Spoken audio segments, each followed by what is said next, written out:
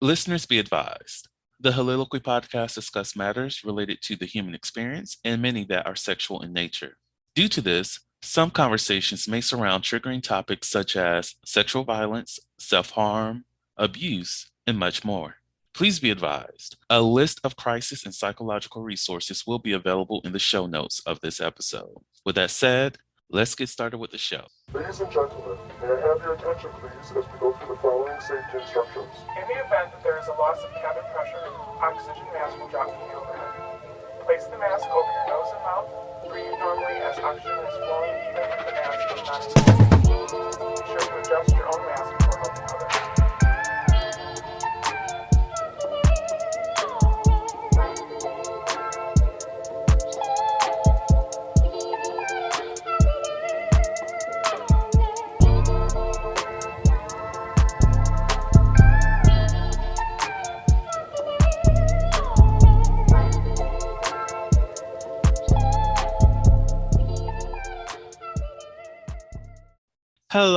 Hello, everyone. Welcome to the Soliloquy podcast, where we step out and speak on sexuality.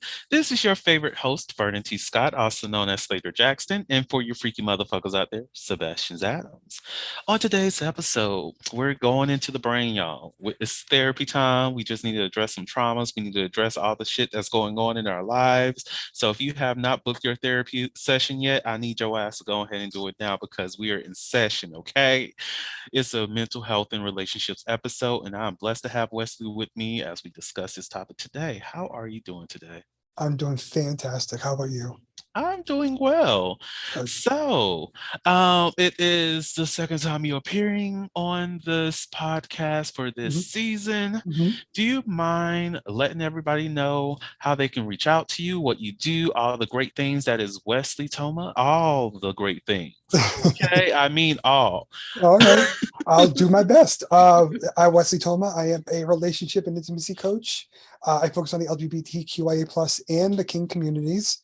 I try to help people be better themselves, be better for themselves and in themselves, be comfortable. You can find me on my website is wesleytoma.com. I do have some socials, but I'm kind of an old man and I forget to use them, so I don't really have much on them. But I think the best way would be my website. And if you want to chat with me, go there. You can book an appointment with me if you want. Yes, and please book those appointments. Most definitely.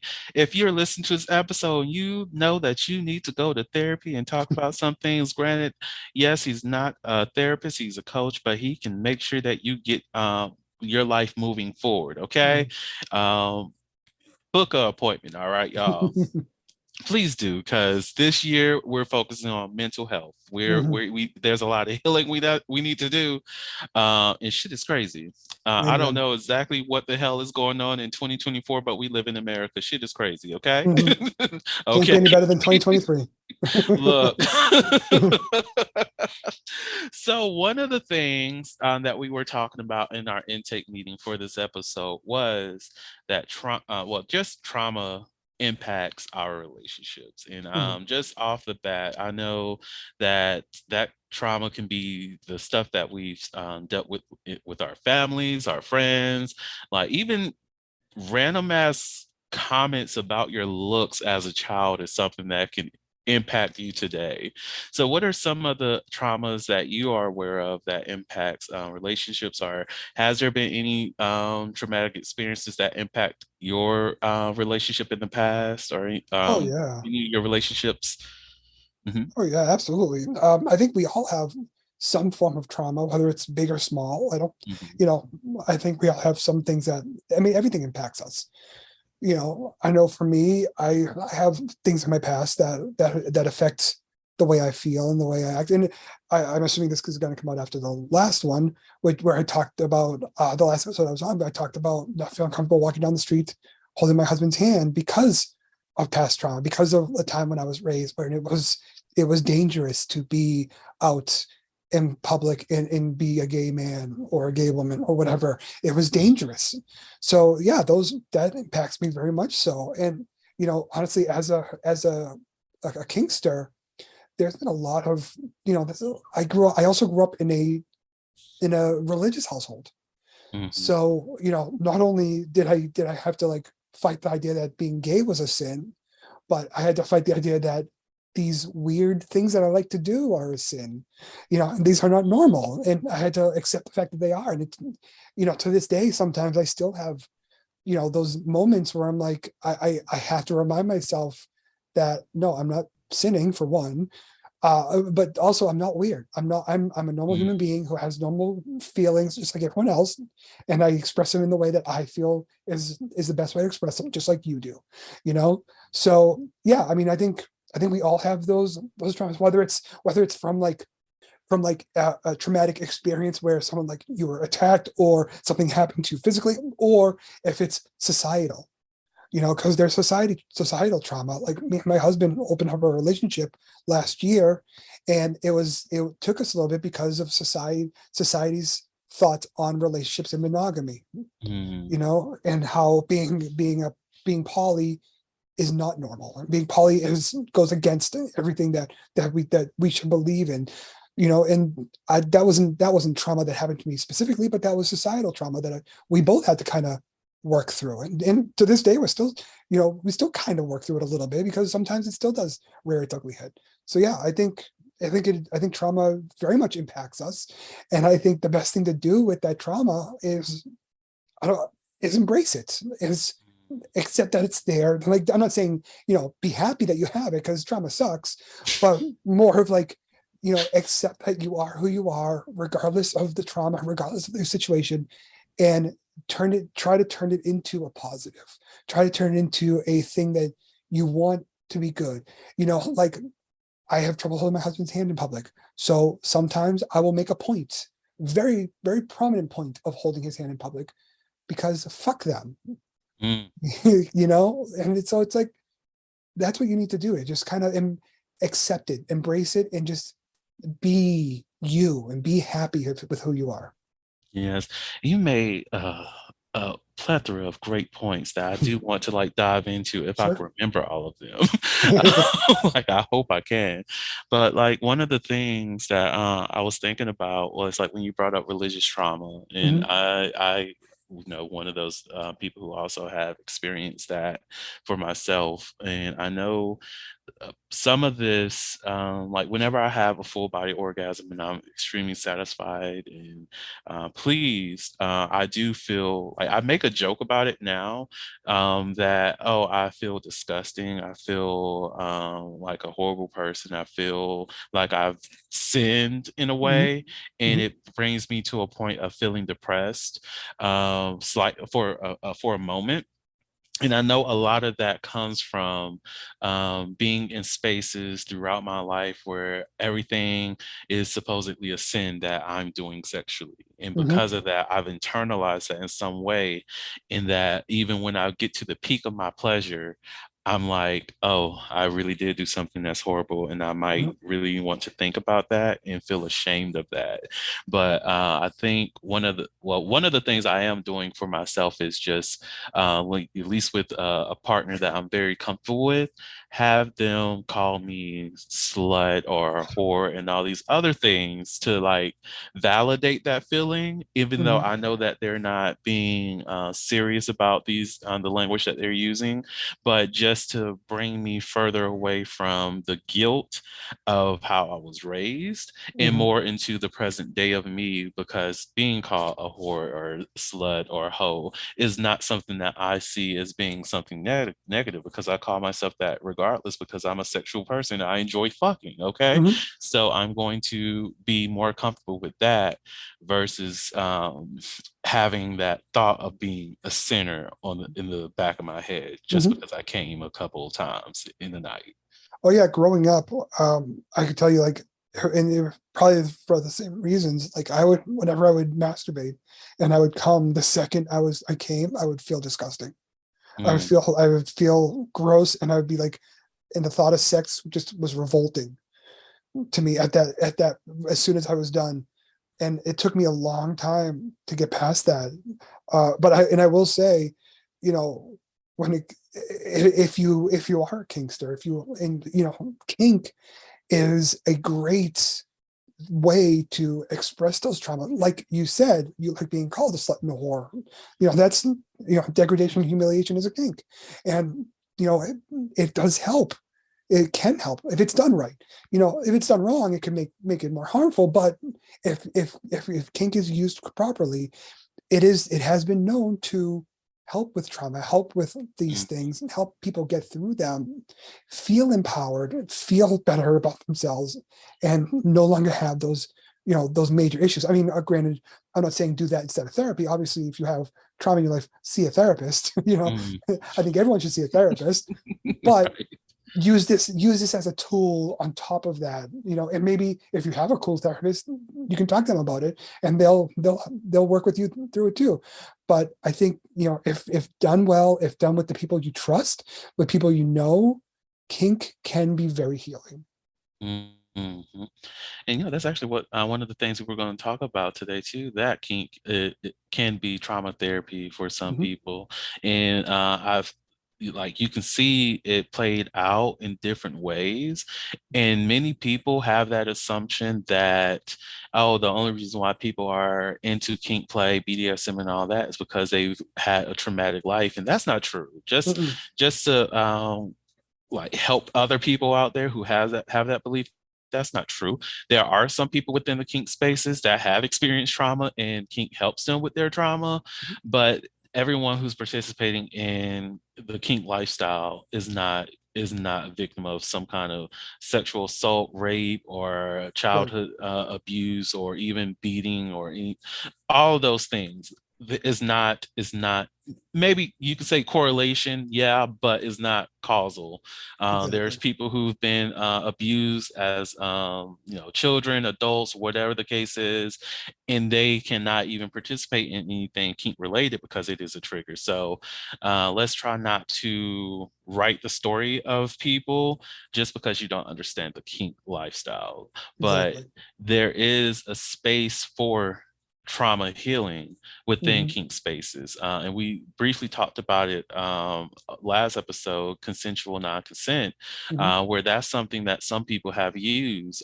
Some people who've experienced rape or something of that nature, they utilize that to recreate that space, but having control within that, because now they're the authors of the narrative. They're the ones who have control of the conversation of what is their sexual experience, and that's a way for them to heal, like with exposure therapy. But Hmm. and then even when it comes to BDSM, like there's bondage and spankings and all those other things, people can utilize that as a way to heal. Age play has been used for people to heal their inner child. So Absolutely. it's like there's space for that, but it's not necessarily automatically there for because someone has experienced some type of trauma. Yeah. I can say, like, for me personally, like, and I mentioned this the last episode as well. I've only really subbed for my husband. He's the only person I've ever subbed for, and that's because I trust him 100%, and I know he has my best interest at hand. And he's not going to do anything I don't ultimately want him to do. Mhm. So because of that, and I like subbing to him because I do have a personality where I hate being not being in control. I hate being out of control. I don't get drunk because I don't like the idea of being out of control. I don't get high because I feel like I'm not in my full capacity. So I will get buzzed. I will smoke sometimes, but I don't like getting fucking shit faced because it's a loss of control, and I don't like that. But with him, I can lose that control. I can give up that control. And for me, it has been kind of healing because it showed me that I don't need to be the guy in charge. I don't need to be the one making all the decisions. So he's the only one I've like fully subbed for. But since we've opened our relationship, I've been a little subby for other people, not to the same extent because I don't know them as well. But I've been more comfortable with myself and with my body and understanding that people are not going to take advantage necessarily. So yeah, for me, that's helped a great deal. And a lot of people, it can help, like you said. Actually, I have a friend who had some really bad traumatic experiences growing up, and because of that, basic vanilla like sexual activities, they trigger him. But he's found his release in kink. and where he can do things that doesn't necessarily mean somebody like grabbing at his penis or trying to suck his dick or forcing him to suck theirs, whatever. He's found an outlet that has helped him grow and become a better human being. The Soliloquy podcast focuses on the variability of sexual expression. When it comes to sexual expression, we often depend on pornography to illustrate how one must perform sexually. For those who have not learned this by now, the stuff you see in porn is not real. Pornography provides a singular perspective of sexual expression that is not often the reality we see during our own sexual encounters. The Soliloquy podcast is a conversation that takes you outside of the compressed box of what many know about sex.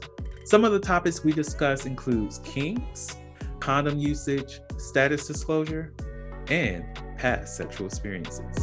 The Soliloquy podcast steps out on sexual norms and recognizes that the norm is not the only normal.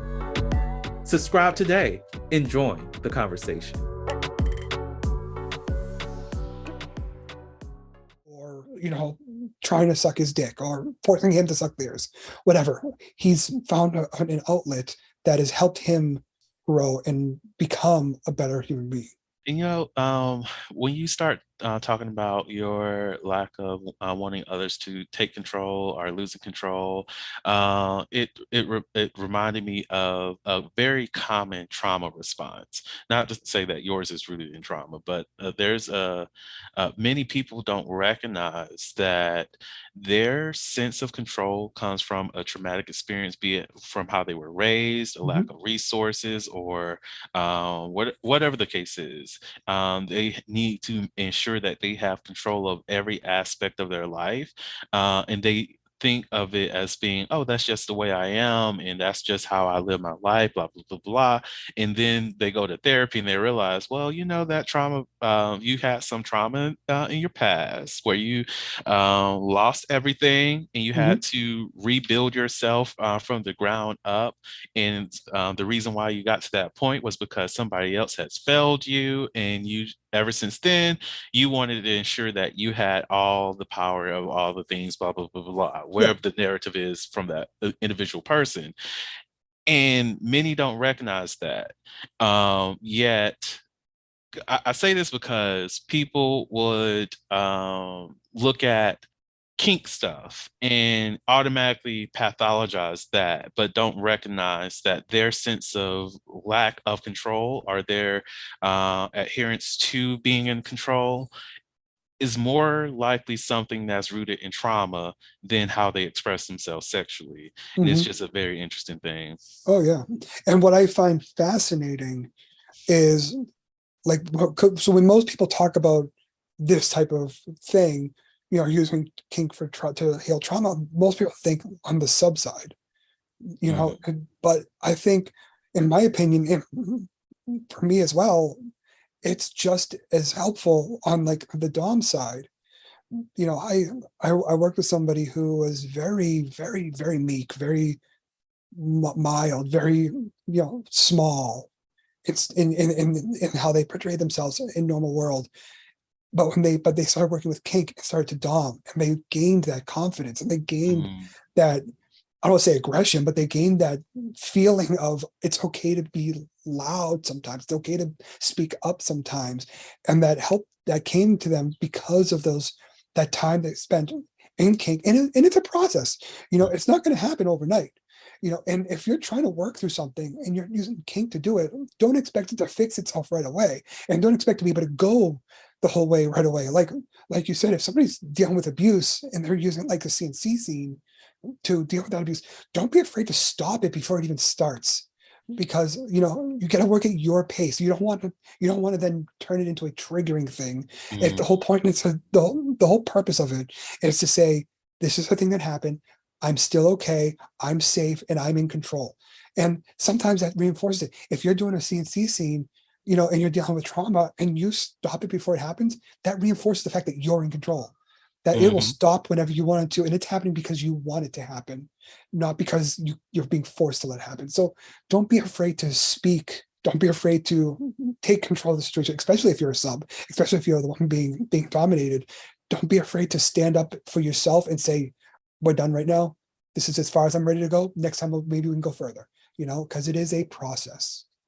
Yeah, and I know like in the past because so I've gotten very good at reading people over the years and just trying to like even trying to understand the intents and their intentions behind some of the things they say and do and whatnot. But I've experienced in the past where people say that they're a dominant person, and by dominant they mean they're aggressive. And because I always ask, what do you mean by dominant? I need to know because there are certain things that I may allow and certain things I will not. So I just need to know exactly what they mean about it. But there's been people who've wanted to dom me or what have you, and I will ask them about, okay, so what does that mean for you? And then I learned that through our conversations that they just like to be in control. And then I asked them, okay, but how good are you at following other people? And like, if I'm going to be your sub, I have to, like what you mentioned last episode, when I was like, I agree. I believe that the sub is the person with all the power in this because you have to respect their boundaries. At the end of the day, the Dom is there to facilitate. So if I'm going to be subbing for you and your only mindset is to be in control, are you going to be able to listen to me when I say this is making me uncomfortable, or this is I need you to be softer, or whatever the case is? So one of the things I used to challenge the people who want, well, it's funny because it never worked out with some of these people, but I would challenge them and say, hey, how about you experience being a sub first before you try to dom me? Because I need you to recognize that it is okay for you to lose control. That way, when we're engaging in this, you know that you're not the one that's fully in control whenever we're like even if it's spanking, because if you hurt me, we have a problem now. So like that's one of the things that I used to at least try to build that connection so that we can move further into that scene between him and I, she and I, or whatever the person is that I will be subbing for. But yeah, that's one of the things I used to do. Oh yeah, I 100% agree. I think I very proudly will say this. I think I'm a better Dom because I've been willing to sub.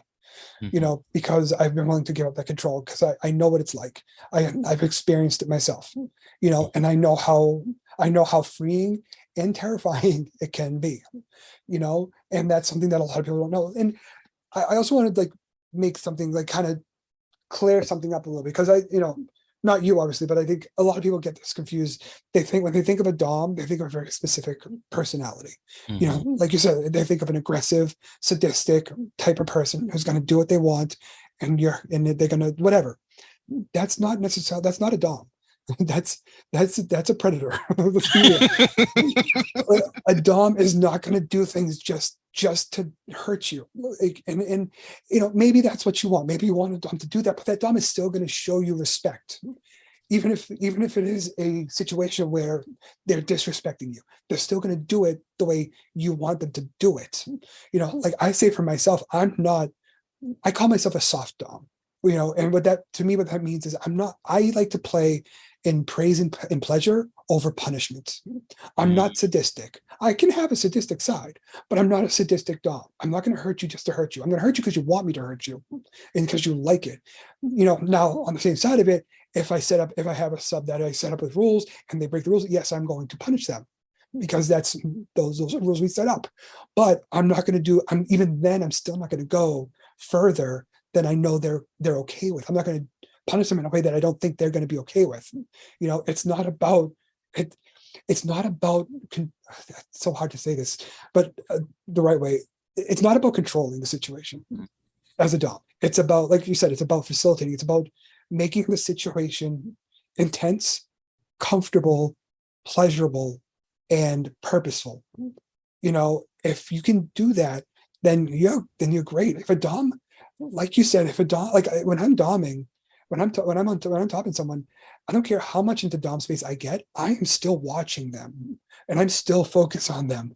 If I'm doing something, if I'm hurting them, I'm focused on them to make sure I'm not going too far. Like we talked about last time, I like CBT.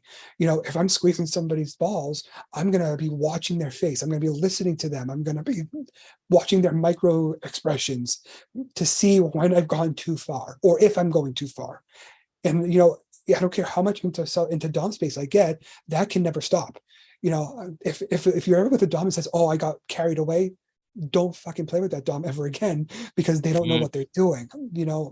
If they get carried away, then they're not focused. And that's when dangerous things can happen. Yes. Whew.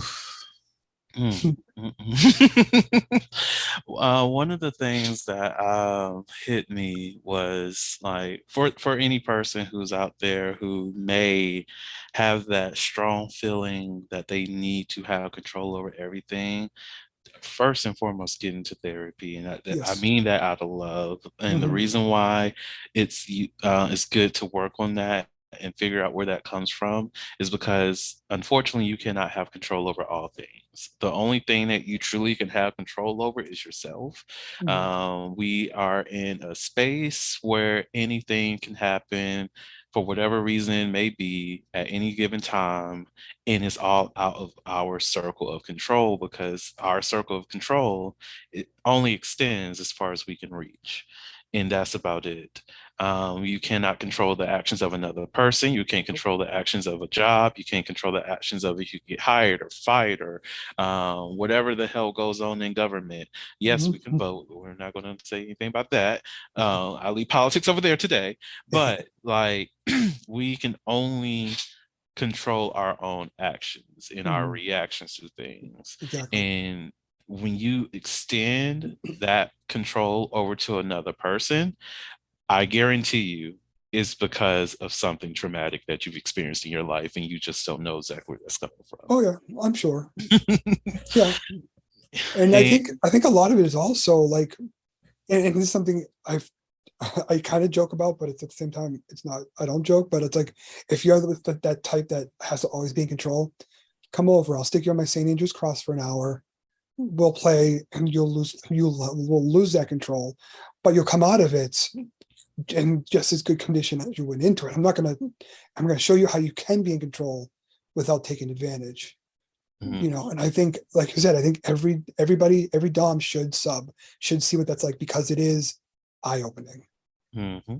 So, on a different note, you mentioned this a little bit earlier about triggers and understanding your triggers. And I know for myself, like, knowing your triggers takes time, but when you recognize them, it's beneficial for you. Like, I know for myself, because I was right next to a tornado once. High winds is a trigger for me, and I have to remind myself when I hear high winds, I'm safe, I'm okay. It's not a tornado, it's just fast winds, and you might need to fix your fucking windows, Vernon, so you don't hear this whistling sound all the fucking time. So, yeah, I have to do that to myself just to make sure I stay sane and make sure I don't have a panic attack and all the other things. But of course, there are other triggers that I have too. And it's important, and this is another thing which therapy can help you with, or even coaching. If you have a trauma-focused coach, they can help you identify some of your triggers too. But knowing your triggers help you move throughout life a lot better. It helps you communicate better with people. For example, I've had a conversation. I mentioned it on this podcast before, and Mila and I had this conversation on her podcast, if I remember. But she's the host of Closed Door Conversations, Mill Ivory. She was talking about how she doesn't like it when someone spanks her on her ass because it triggers her because of abuse that she's experienced in her past. And like, knowing those things help you articulate that with your partner. Like, hey, we can do all these great things, but what you cannot do is smack me on my ass, or in my case, remove a condom without me knowing. Even if we are in that point of trusting each other, it triggers me, so I Mhm. cannot do that. Like, knowing those things helps you communicate with your partners going forward. Mhm. What are some of your triggers, or what is your sentiment as relates to understanding your triggers I too? think, yeah, I think it's important to listen to yourself. I think it's important to listen to your body, to your mind. I mean, I have triggers, if we all do. And what also I want to point out as well, you may have a trigger you don't even know about. Mm, Like I found out a month ago I had a trigger that I had no idea that I had. It wasn't a sexual trigger, but I was hanging out with friends and we were talking about, you know, I think my husband was making a joke saying, "Oh yeah, when I get drunk, I tend to get naked," or when I get high, I tend to get naked or something like that. And one of my friends, we were kind of joking about it. It's like, I can't remember which one of you gets naked when they're high or drunk. And that was a trigger for me because I've had someone take advantage of me when I was drunk. mm, And I didn't realize that was a trigger until he made that comment. And I'm like, oh, that really hit me weird. So don't be afraid. Like, yeah, I think triggers are very important to pay attention to, and they're very important to be aware of. And don't be afraid to say, oh, I just found a trigger I didn't know about, and talk about it, because that's the only way you're gonna get through it. Like, if he doesn't know it's triggering, he's gonna keep doing that. mm, If your friend, if your friend is someone who doesn't know, getting her being spanked in the ass is a trigger, they're gonna spank her in the ass, and they're not gonna know anything, and she's gonna have a miserable time. Because so whereas you just say this is a trigger, and if the person is respectful, they're not gonna do that, and you'll mm. have fun. Listen to your triggers. Yeah, and if any person does not respect that conversation and respect you afterwards, they are not your friend. Keep it Nope, moving. Don't even try to absolutely. fight for it, to be honest. I know, like, when I was younger, there was a friend group that I kind of fought for, but it was the Call of Duty days where everybody used to say rape when it comes to Yep. killing somebody on screen, and I just vocalized to them, hey, this that makes me very uncomfortable how, one, y'all are so happily able to talk about rape in this way, but can y'all not do that? And of course there was some excuses, it's just a game and all this other stuff, that's just what the language is. And honestly, I'm happy that I, not to say that they're bad people or anything like that, they're actually amazing people, but I had to, I'm glad that I removed myself from that, because I would have been getting triggered on a daily basis because of some of the trauma that I've experienced as a child as it relates to assaults. So it's like you really do have to understand, or put yourself in a surrounding of people that will support you and do their best not to trigger you Mhm. in any way possible. So wait, are you saying the internet is toxic? I don't. Oh, of course it's not. No way No, the internet can be toxic. How can it be? I know it's so beautiful. It's such a safe space, such a safe Very much space. so. I love Very comfortable. it. Like, and another thing, people, you also have to recognize when you trigger yourself, most definitely, if it's something that may, I can't say it's irrelevant because the trigger is there for a reason. Mhm. But if you are in a group of friends and something happens and you're automatically, if your day is ruined by just the slightest of things, then it's time to evaluate what happened there. Why is it that my day is no longer good because of this conversation that I had, or what action that this person may have done that may have been significant or insignificant, or even if it's a family member, if they said a certain word and it's just got you all the way upset, understanding where does that stem from? Was it Mhm. the individual themselves that was triggering? Why was the words triggering? It takes a lot of in-depth understanding to figure out exactly where that trigger stems from, and Mhm. therapist just makes it a little bit easier. Mhm. Absolutely. And I think also, um, and it's so funny because like sometimes certain things will trigger and other times they won't. Like, I know for me, if a straight person calls me a faggot, I'm gonna get very offended. But Mhm. if one of my brothers or sisters or others in the queer community use the term, it's not gonna bother me. Mhm. because it's coming from a different space. And it's like, I think when you're working with triggering, when you're being triggered, and this is how I work, and I'm not saying this is for everyone, don't take this as what you should do, this is how I handle it personally. If I'm with somebody intimately and they do something that triggers me, I'm going to stop. I'm going to have a conversation. I'm not going to stop this. I'm not going to stop the whole scene completely, but I will take a pause. We will talk about it. I will gauge them. If it was an accident, accidents happen. I understand that. I can give you grace for an accident. We'll get back into it. But if they do it a second time, that shit is not fucking up by accident. Then it's on purpose. So that's how I handle it. And I'm not saying you should do it that way. If being triggered the first time is enough, that's enough. That no is no, and that should be enough for you.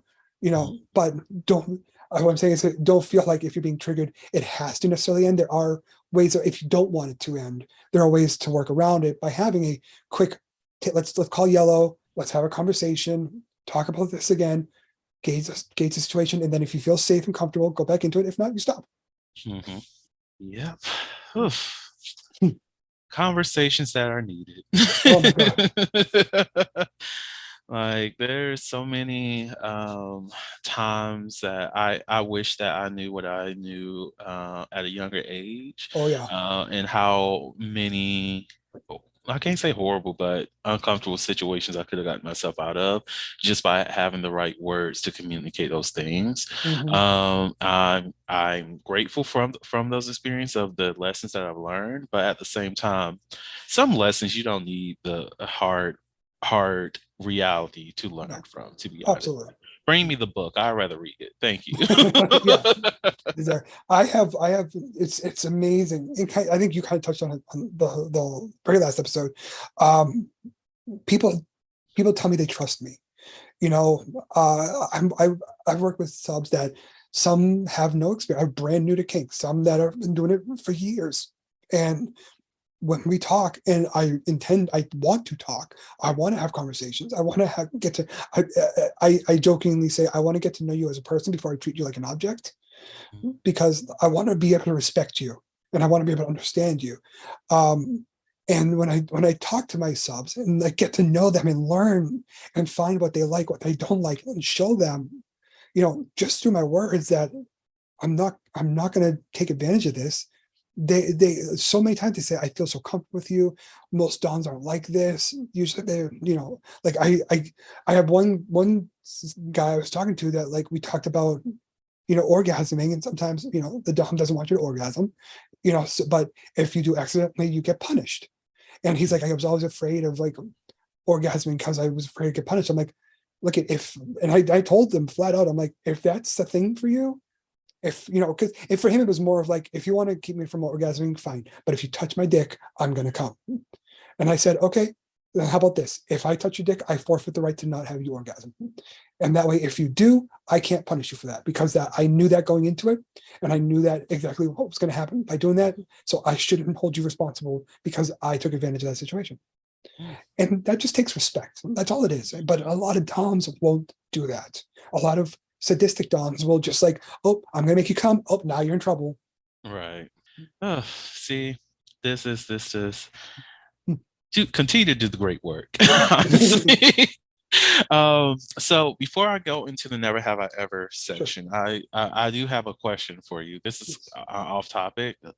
Can you are you able to, will be the better way to ask that, are you able to engage in a sexual experience, kink or non-kink related sexual experience with somebody that you do not respect? I think yes, I could, but it would not be an enjoyable experience for me.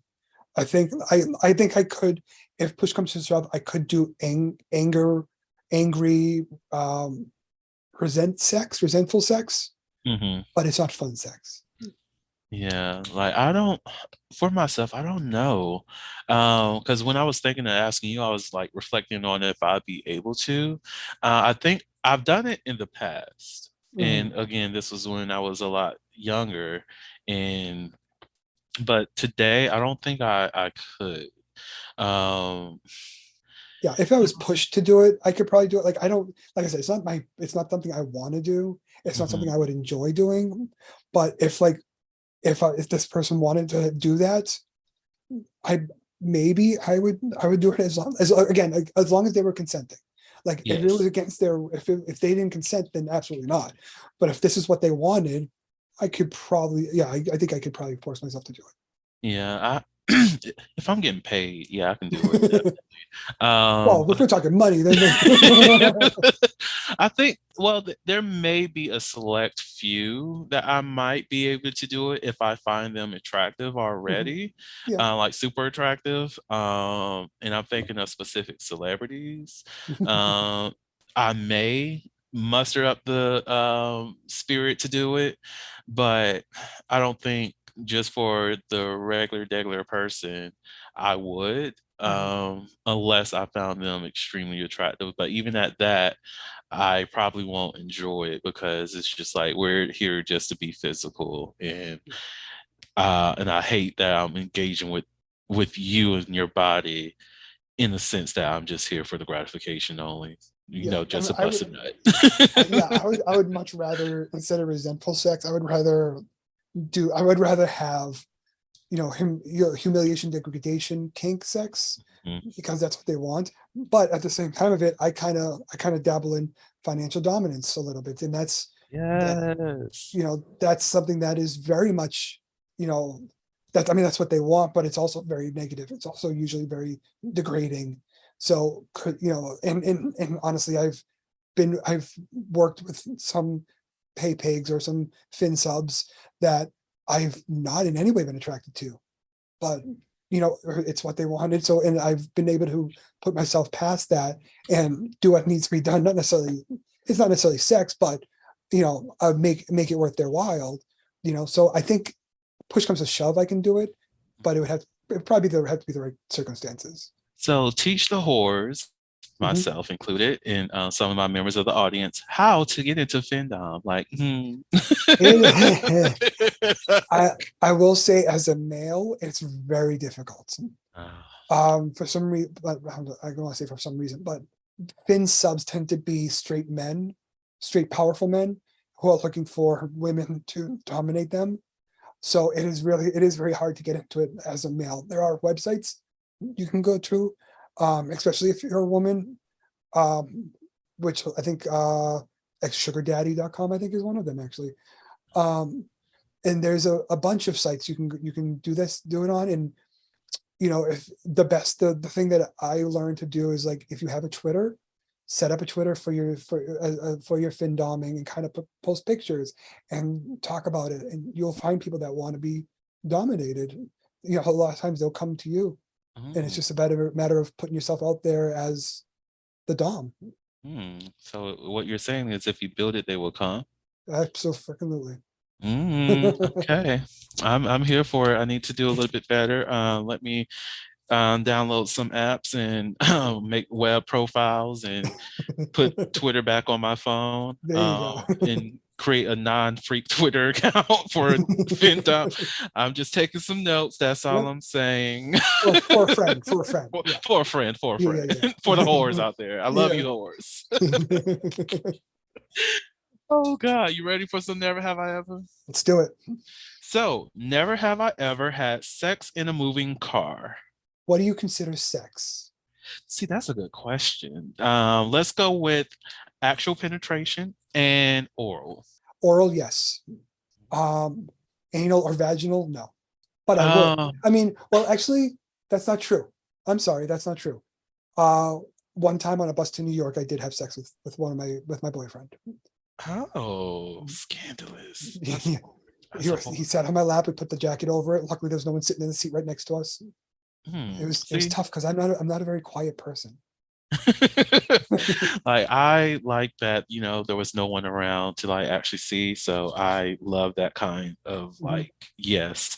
I've the most that I've done while vehicle is moving is like a hand job or a little bit of finger play.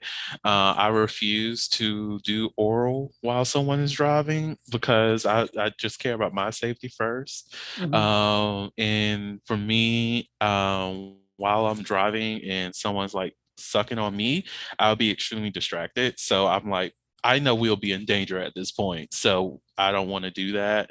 And for some reason, if I'm not driving and I'm over there, I don't trust that person anymore. So Sounds like someone has control issues. yes, someone is me. Because I'm like, I don't mind putting my life in somebody's hands when I can see the danger coming, but Yes. when I cannot, we have a problem. Oh I yeah. don't want to be blindsided with my death. Well, actually, I might need to start giving oral while someone is driving, because honestly, I don't want to see my death coming either. So here we Might as well are. go when you're having fun, right? Right. So, would you rather? Yes. Would you rather fall asleep with your lover, or wake up next to them? Hmm. Oh, Oh, I get this question though. this is a hard one It is. because for me, my favorite, the two things that I thoroughly enjoy the most is cuddling, cuddling my partner, falling asleep like that. But the other Oh. thing that I really, really fucking love is when I get to get up, when I wake up in the morning, because I tend to wake up earlier than my husband. I get up and I'm like ready to get out of bed, and he just kind of rolls over and puts his arm over me, Oh. and I have to. It's like now I can't get up, and I love it and I hate it because I want to get out of bed, but I can't. So, oh, geez, this is a hard one. I think if I was push come to shove, I would say I'd rather go to sleep, but I would say that knowing that I'm just going to wake up next to him anyways. Mm. You know, I feel like for myself, I will rather fall asleep with my partner next to me versus waking up with them near me, because like when I'm waking up, I already know I look ugly and hell as hell, breath stank and all this other shit. Be out of the bed for wherever the hell wakes up in the morning. I'm cranky when I wake up, so I'm okay with them not being there. So like that's where I fit on that. But otherwise, I like the cuddling aspect of it all, and I do want to have the last thing I see when I fall asleep being my partner. Mhm. Um, and part of that, like, let's say if I'm 98 years old and my partner and I are still alive. I want to live to at least 100. I'm 103 years old and my partner and I are still alive, and and together. Mhm. I would rather that night before I die in my sleep that my partner's the last person I've seen. Absolutely. So Yeah. that's the romantic in me. Oh, so sweet. So I have a sex question. Yes. Would you be open to trying perineum play? And so the perineum is just that area between the anus and the scrotum or Yep. vulva, so the gooch area. Yep. Would I be interested? I've done it. I love I love playing in that area a lot. So good. I don't know why. It's It's so good. just it's greatness. Like even with toys, Hmm. like for myself, I would rather have a vibrating toy that I can sit in that area versus putting one that I like inserting it into my body, because Hmm.